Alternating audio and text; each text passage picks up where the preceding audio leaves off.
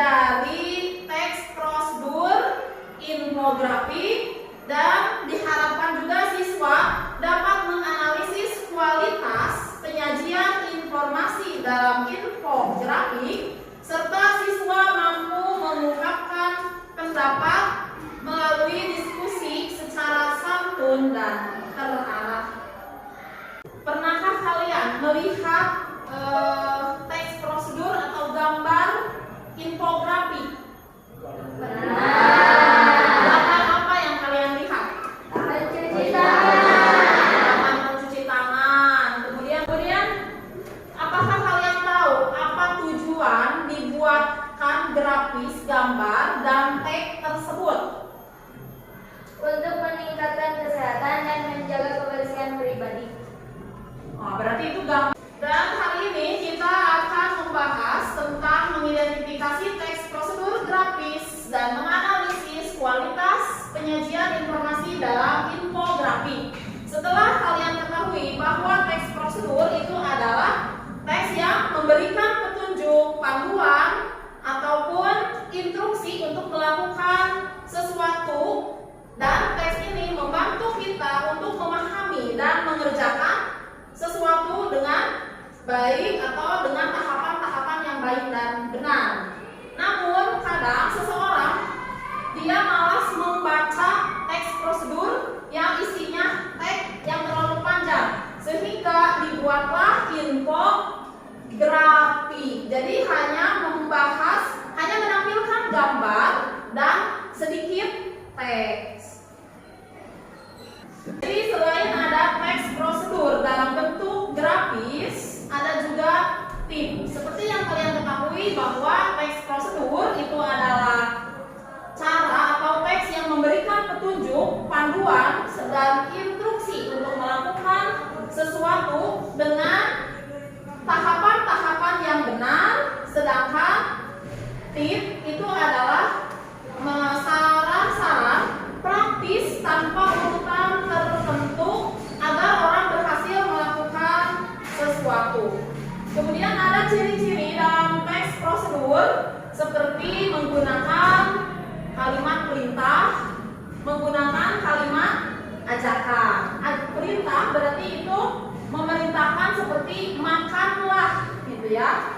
Ambillah, itu adalah perintah. Kemudian ada juga kalimat ajakan yang menyebutkan ayo atau mari. Nah, itu mengajak. Dan ciri dalam teks prosedur kadang menggunakan kata perintah dan ajakan. Baiklah, sekarang silakan kalian amati dua contoh infografik. Di sini ada tip waktu makan ideal dan lebih baik bawa bekal, dan kalian jawab pertanyaan-pertanyaan yang ada di dalam tabel atau di dalam lembar LKPD, lembar kerja peserta didik. Ya. Nah, untuk membuat kelompok diskusi, apakah kalian masih ingat kelompok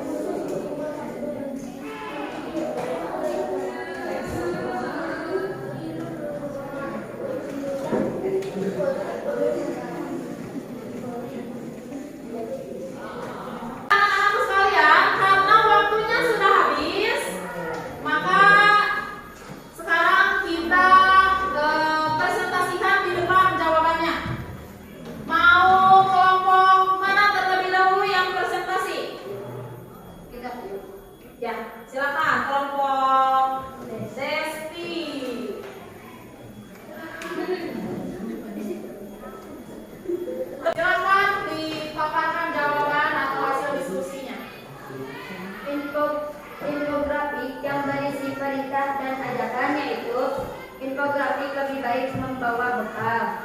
Kalimat yang menguatkan alasan yaitu lebih baik membawa bekal. Bawalah bekal makanan dari rumah untuk dibagi kepada teman-teman kalian.